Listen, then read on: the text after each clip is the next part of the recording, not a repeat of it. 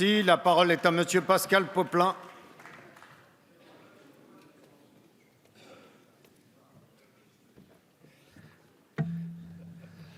Monsieur le Président, Monsieur le Premier ministre, Monsieur le Président de la Commission des lois, mes chers collègues, les sujets dont nous débattons depuis ce matin n'ont rien d'anodin. D'abord parce que, par nature, les projets de loi constitutionnels ne font pas le quotidien de nos ordres du jour, ce qui est plutôt sain pour la stabilité de nos institutions. Ensuite, parce que les circonstances qui conduisent à cette proposition sont exceptionnelles. Nul n'est besoin d'y revenir ici. Chacun connaît la nature et l'ampleur de la menace qui pèse sur notre pays. Quelques mots tout d'abord sur l'inscription de l'état d'urgence dans notre Constitution. Si j'ai bien compris nos débats, le principal qui subsiste sur l'article 1 me semble en effet concerner, pour un certain nombre de nos collègues, l'opportunité de cette inscription. Nous avons même entendu parler à cette tribune de loi inutile, loi dangereuse a même été tentée. Un examen rapide des outils constitutionnels disponibles pour faire face à des situations exceptionnelles permet pourtant de comprendre que ni les pouvoirs spéciaux de l'article 16, ni l'article 36 qui régit l'état de siège ne répondent à la situation à laquelle la France a été confrontée depuis le 13 novembre. Pour ceux à qui cette observation paraîtrait insuffisante, le Conseil d'État estime, dans son avis, que la constitutionnalisation n'est pas de simple clarification, qu'elle donne un fondement incontestable aux mesures de police administrative prises pendant l'état d'urgence et encadre opportunément la déclaration et le déroulement de l'état d'urgence qui ne relevait jusqu'ici que de la loi ordinaire.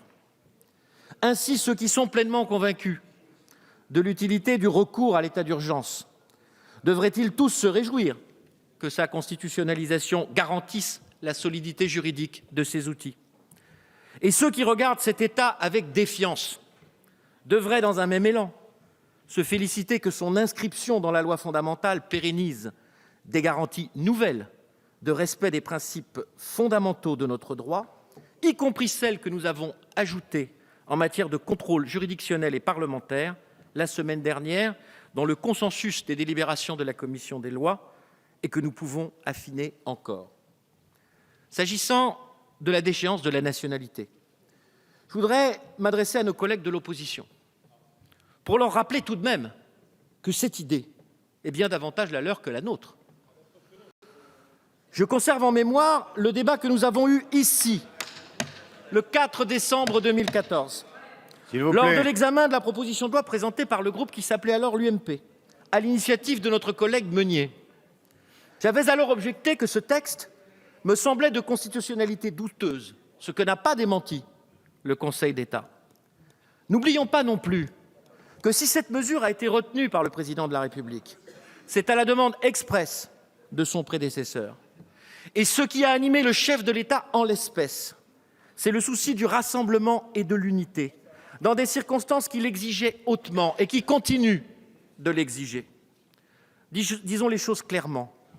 Peu, même à droite, prétendent encore que la déchéance de la nationalité est un outil de dissuasion dans la lutte contre les terroristes. Je ne l'ai personnellement jamais cru. Elle peut en revanche, à la lueur des événements tragiques qui ont frappé notre pays, être considérée comme un outil de réaction, placé dans les mains de la communauté nationale pour manifester son rejet de ceux qui la frappent. Ce principe étant admis, il ne nous semblait toutefois pas possible que cette sanction, par nature exceptionnelle, qui ne vise que des individus ayant été définitivement condamnés pour s'être rendus coupables d'une atteinte grave à la vie de la nation, puisse distinguer différentes catégories de Français selon leur parcours et l'histoire de leur vie. Qui peut d'ailleurs prétendre réellement souhaiter qu'il en soit autrement? Voilà pourquoi nous ne souhaitons aucune référence à la binationalité dans notre loi constitutionnelle, ni dans les lois d'application, pas davantage dans les effets juridiques concrets que ces nouvelles dispositions emporteront.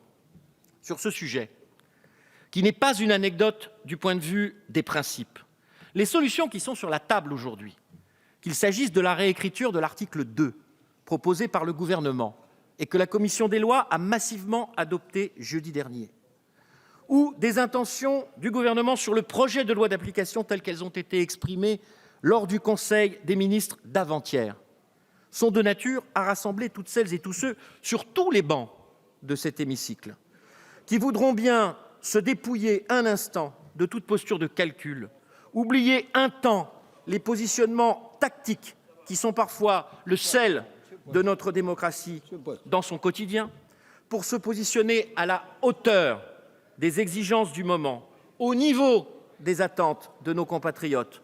Dans le moment que nous vivons, mes chers collègues, ces attentes portent les noms de rassemblement, détermination et dépassement de soi.